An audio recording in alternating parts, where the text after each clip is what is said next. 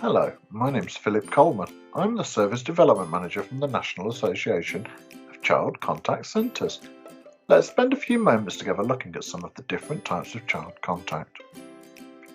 Firstly, we have supervised contact that is centre-based. The levels of risk might be high. There is sometimes a significant cost associated with using these services. Contact usually takes place at a contact centre, and often families will travel to a specific venue. Services are offered by qualified, trained professionals. Reports are written. All participants engage in a pre-visit that includes adults and children. Families will have a room of their own.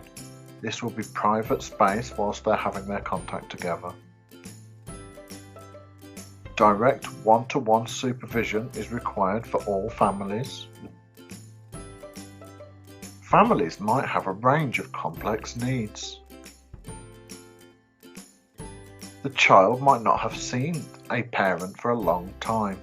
Therefore, preparation work might be required in order to enable them to feel ready to engage in contact. Contact staff might provide written reports or verbal evidence to the courts. So moving on then, what about supervised contact in the community? Let's have a quick look at that together. So supervised contact in the community has many of the same elements that we saw in supervised contact. So a lot of this will be familiar to you. So to start off with, the level of risk might be high. But having said that, a risk assessment will have been completed that details how contact can be delivered safely in the community. Reports are still written. There is still a cost associated with this, and it might be quite an expensive cost sometimes. Contact is usually offered in the community. That might include a park or another public space, a shopping centre maybe, or sometimes they can take place in community venues. That might include schools or libraries, for example. Direct one-to-one supervision is still required. All participants still engage in a pre-visit just like they did at the centre-based contact. Services are offered by professionals that are trained and qualified to do the piece of work that they're doing. The child might not have seen one of the parents for a long time, and therefore they might need some preparation in order to feel ready to engage in the service safely. Families will have a room of their own where that's applicable. So if they are in a school or if they are in a library, then ideally they're going to have space of their own. But obviously that's only relevant where a room is being used in that way. Very often contact will take place in the community, and therefore a room might not be required at all. Families might still have complex needs that they need professional support with. Staff might provide written or verbal evidence to the courts. Okay, so let's now have a look at supported contact. Supported contact is little different to supervised contact, and one of the first differences we see is that contact workers do not usually provide handovers or evidence to the court. So they're not going to give their professional opinion to CAFCAS workers or social workers or to guardians or any other person, and they're protected from giving evidence in court by the judicial protocol, which is available on the NAC website.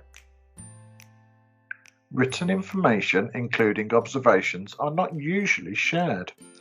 One exception to that rule is in relation to attendance, where a centre coordinator is very often able to provide a list of the dates and times that people have attended contact. Supported services are very often offered by trained volunteers.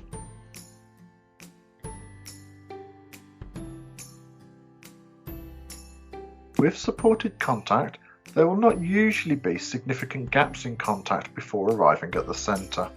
It's very often the case that contact might not have happened for some weeks or in some cases some months, but it should be such that the child feels safe and comfortable and remembers the parent they're having contact with, and therefore work that prepares the child is minimal, if anything at all, other than a pre-visit. Contact is usually offered at a specific contact centre. Families will very often travel to this venue in order to use the service.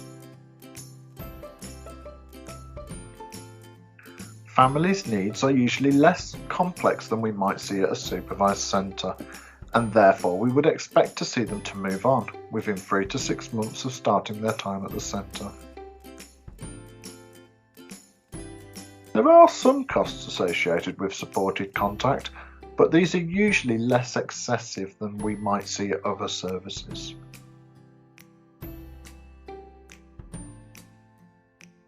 Before starting at supported contact, the coordinator will have done a risk assessment. Where there might be risk, the coordinator has assessed that these are low enough to be met and for the service to be safe within a supported environment. Direct one-to-one supervision is not provided at a supported contact centre. Although there are usually volunteers around who provide some monitoring, they might not be able to hear all conversations, for example. At a supported centre, families will very often come together and share a room. Usually these are bigger rooms, maybe a sports hall type environment or a church hall, for example. Just like supervised contact, everybody engaging in the service that's being offered will attend a pre-visit. Okay, so let's look at handovers now. Handovers are usually offered by supported or supervised centres in order to help families to move on when contact is no longer required. The centre acts as a safe place for the child to move from one parent to another. This might happen within the centre where staff or volunteers are able to see what's going on. It might happen in the car park, and the car park is being used as a safe place in case there are any difficulties. Parents will usually be better able to communicate by this time, even if that's only about the interests of their child. Risk and conflict will be very low. And finally, let's look together at virtual contact. Virtual contact can be supported or supervised. Virtual contact takes place online. There are a range of apps that people use. They might use Skype or Teams or Zoom or FaceTime or WhatsApp and a range of other different things in order to engage in virtual contact. Virtual contact can help parents and children that live a long way away from each other. Virtual contact can be used to prepare children for face-to-face contact in the future. We hope that that's been a helpful introduction to child contact and the different types of services that are available. Should you have any comments or questions, your coordinator will be able to help you with these. Bye for now.